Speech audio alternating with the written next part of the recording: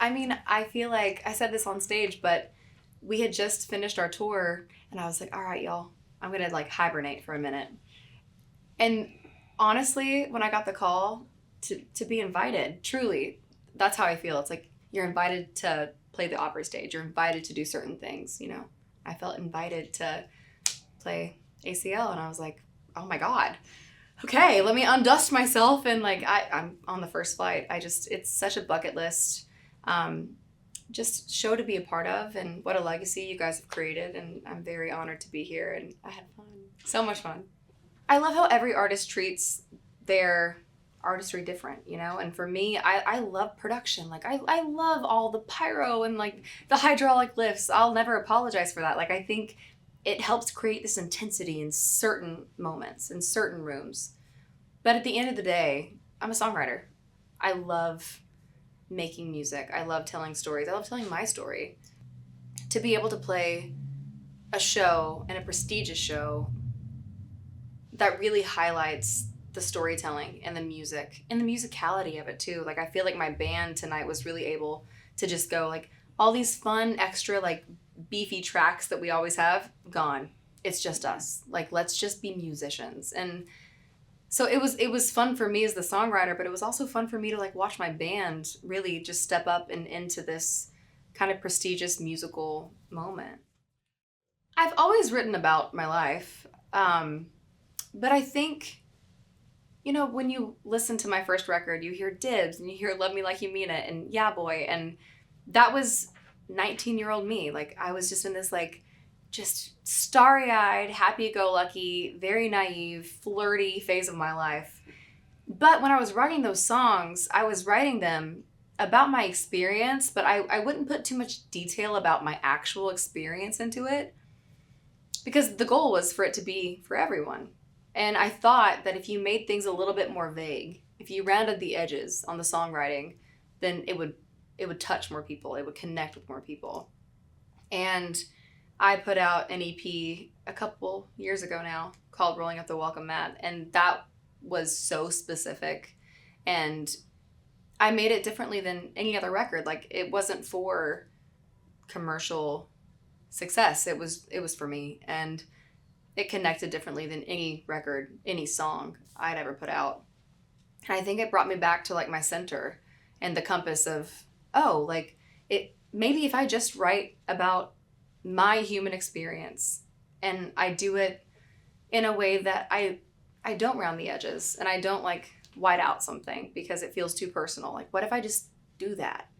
And that was like Patterns as the record. That was my first time for a full album, really trying to keep it all, like, keep the integrity of the songwriting, but also keep the integrity of the honesty.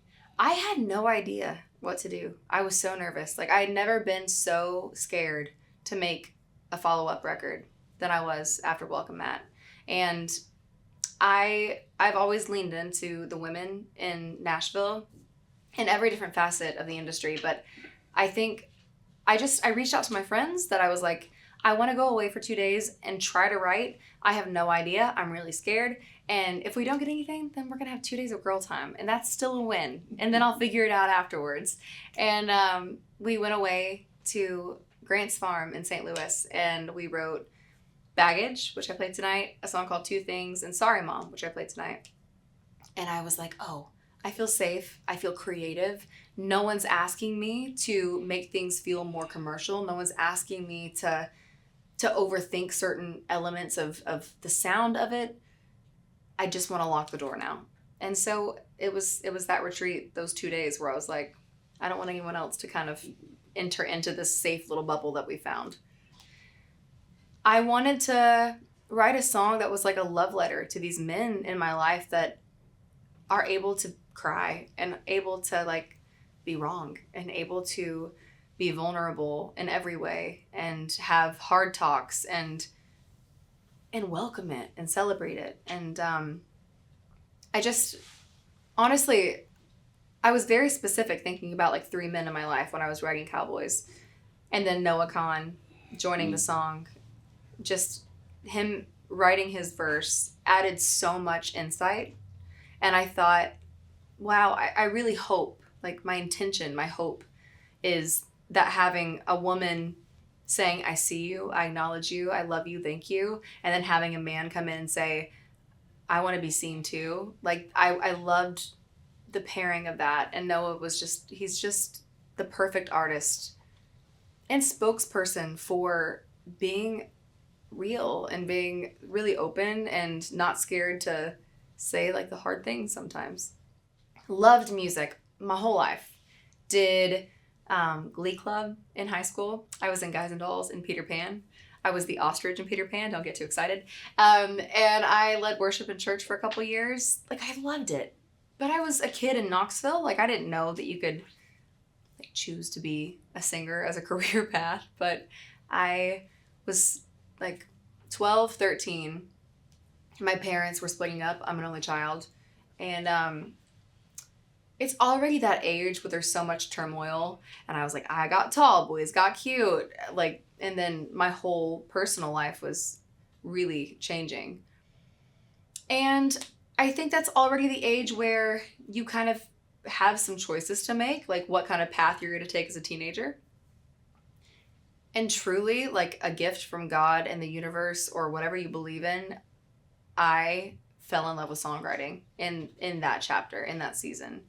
And I held on to it like a branch in a rapid. And it just has been that ever since. For me, it's always been easier to write about the uneasy feelings, whether it's heartbreak or fear of growing up or like insecurities. I could sit down right now and write you a song about any of that because it's so easy to tap into. It's been very hard for me my whole life to write about joy and steadiness and happiness. And I think that's been like a personal goal of mine in the last few years because I feel it, you know? And so I've really been trying to not do like the candy sugar-coated, like, I'm calling dibs. I love her. She's cute. She's 19, you know? Like, what does that feel like now? Like, what is the like grown up, lived in version of joy, and how does that sound in music? And I think I scratched the surface on patterns, but I think there's more to explore there. I would say that naivety is a gift. And I say that because making my first record,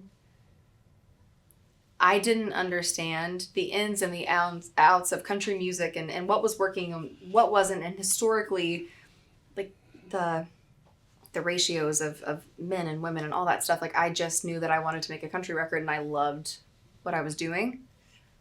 And that naivety saved me because it just didn't mess up the creative process, you know? And I think holding on to that blissful naivety is something that I wish I could tell every artist. And I still try to find pieces of it. I think naivete is a good thing to have through life because it means you still have something to learn, right? Yeah, and I think if you don't know what you can't do by the standards of whoever, then you think you can do everything. And that's the point.